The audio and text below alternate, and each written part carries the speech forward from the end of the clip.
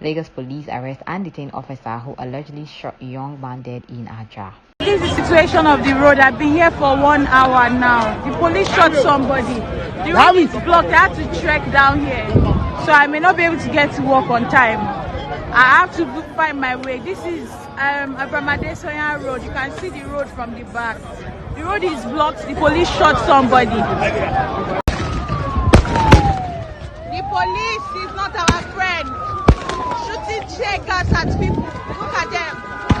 They are so shameless. Police they've done it again. Oh, they've done it again. The police in Nigeria. See where I am. I'm passing inside bush because they started shooting tear gas at people after they killed a young boy. They killed another young boy. What was his crime? He just went to buy fuel.